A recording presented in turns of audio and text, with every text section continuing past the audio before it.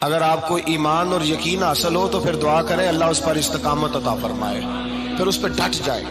نبی پاک صلی اللہ علیہ وسلم نے فرمایا میں اس بات کا خوف نہیں کرتا کہ میری امت کمزور ہو جائے گی، اس بات کا ڈر نہیں کہ پیسے ختم ہو جائیں گے، نہ یہ خوف ہے کہ بھوکی مرے گی۔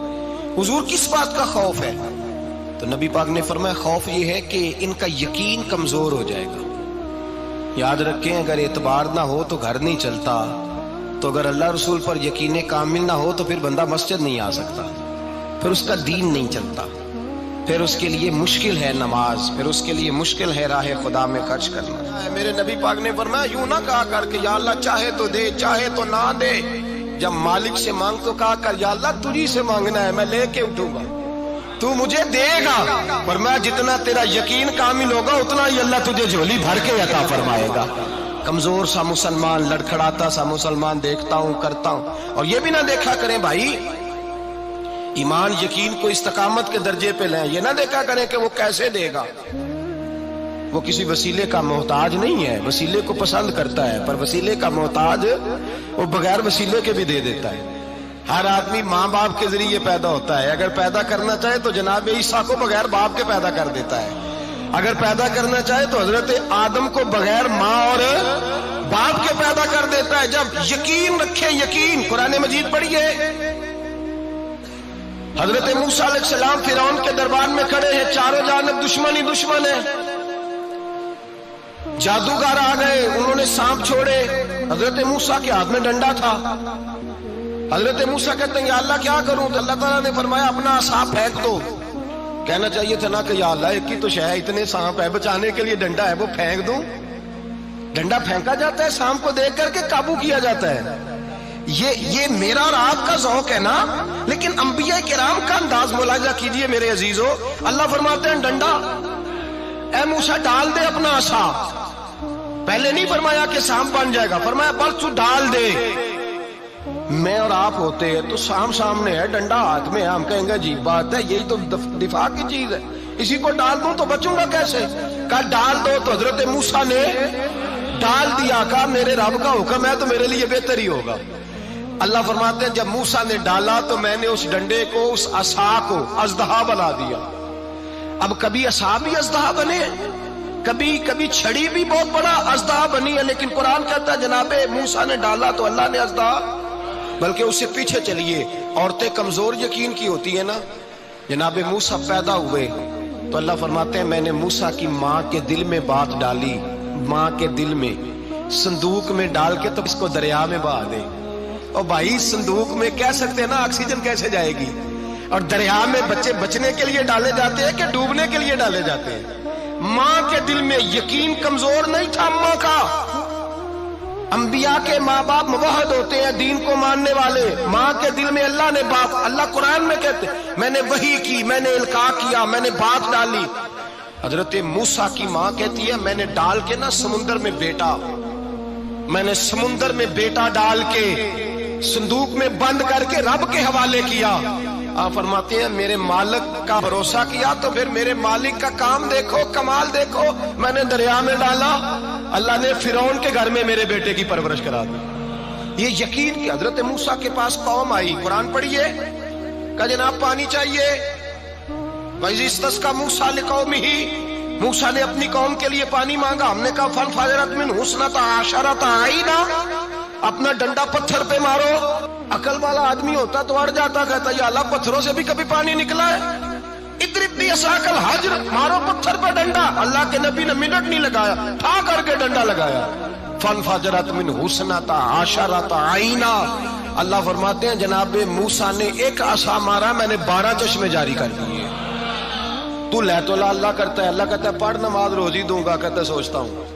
اللہ فرماتا ہے آجا مسجد میں تیرا ہو جاؤں گا، کہتا ہے دیکھتا ہوں۔ رب فرماتا ہے تو میرے محبوب کی غلامی کر، میں تجھے محبوب بنا لوں گا۔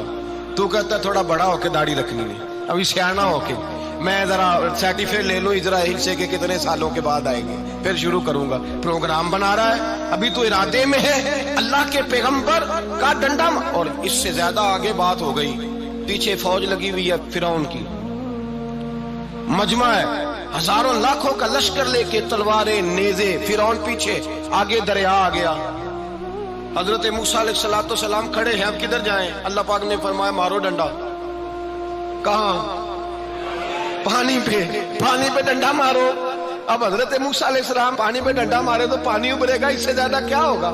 پہلے پتھر پہ ڈنڈا مروایا تو پانی نکلا، اب پانی پہ ڈنڈا مروایا، فَإِذْ فَرَقْنَا بِكُمُ الْبَحْرَ فَأَنْجَيْنَاكُمْ وَأَغْرَقْنَا آلَ فِرْعَوْنَ۔ اللہ فرماتے ہیں موسیٰ نے پانی پہ ڈنڈا مارا تو میں نے پانی میں رستے بنا دیے۔ ایک جگہ ڈنڈا مارا تو پانی نکل آیا، دوسری جگہ عصا مارا تو پانی خشک ہو گیا، 12 چشمے بن گئے، 12 رستے بن گئے دریا میں سے۔ حضرت موسیٰ علیہ السلام گزر گئے اور اللہ فرماتے ہیں فرعون بھی آیا تو اسے میں نے غرق کر دیا، اور وہ کھڑا دیکھتا ہی رہ گیا کہ بنا کیا ہے۔ جب یقین کامل نصیب ہوتا ہے، اعتماد کی دولت اللہ دیتا ہے، جب انسان کو یہ انشراح صدر ہو جاتا ہے کہ میری نجات خدا کے حکم میں ہے اور رسول اللہ کے قدموں میں ہے، جب اسے یہ انشراح حاصل ہوتا ہے تو پھر نماز کا لطف آتا ہے۔ غور کیجئے کیا جملہ کہہ دیا میں نے، پھر اسے نماز کا پھر اسے نماز بوجھ نہیں بلکہ نماز نہ پڑھے تو اس پر بوجھ ہوتا ہے، پھر قرآن مجید اس کی روح کا ساتھی ہو جاتا ہے، پھر عبادات، تقوی، پرہیزگاری، پھر وہ ایک سنت کے چھوٹنے پر پریشان رہتا ہے جب یقین کی دولت نصیب ہوتی ہے۔ قرآن مجید فرقان حمید نے کہا ایمان لاؤ تو پھر ایمان پہ ڈٹ جاؤ، مسلمان بنو تو پھر اسلام پر۔ پھر یہ جو کمزوری ہے نا، یہ دیکھتے ہیں، کرتے ہیں، چلتے ہیں، ابھی کل ابھی پرسوں بہانے ہیلے، ابھی میں نماز شروع کرتا ہوں دیکھتا ہوں لا الہ الا اللہ محمد الرسول اللہ صلی اللہ علیہ، جب کسی نے کلمہ پڑھا تو اس پر پورا دین ضروری ہے، پورا۔ اب وہ یہ نہیں کہہ سکتا کہ تھوڑا تھوڑا کر کے آؤں گا۔ یقین کی دولت نعمت ہے۔ اللہ پاک قرآن مجید میں فرماتے ہیں ان الذین قالوا ربنا اللہ ثم استقاموا، جنہوں نے کہا کہ اللہ ہمارا رب ہے اور پھر وہ اس پر ڈٹ گئے، پھر اس پر وہ کہا تو ڈٹ گئے، کھڑے ہو گئے، نہیں اللہ ہی رب ہے، اللہ ہی دینے والا، اللہ ہی مالک، اللہ ہی ہمارا رازق ہے، رب ہی ہمارا سب کچھ۔ جب ڈٹ گئے تو فرمایا تتنزل علیہم الملائکہ، پھر میں ان کی مدد کے لیے آسمان سے فرشتوں کا نزول فرمایا کرتا ہوں۔ فرشتے کیا کہتے ہیں؟ اللہ تخافوا ولا تحزنوا، غم نہ کرنا، خوف نہ کھانا، وابشروا بالجنۃ التی کنتم توعدون، ہم تو تمہیں اللہ تبارک و تعالی کی اس جنت کی خوشخبری دینے آئے ہیں جس کا رب نے تمہارے ساتھ وعدہ کیا ہوا ہے۔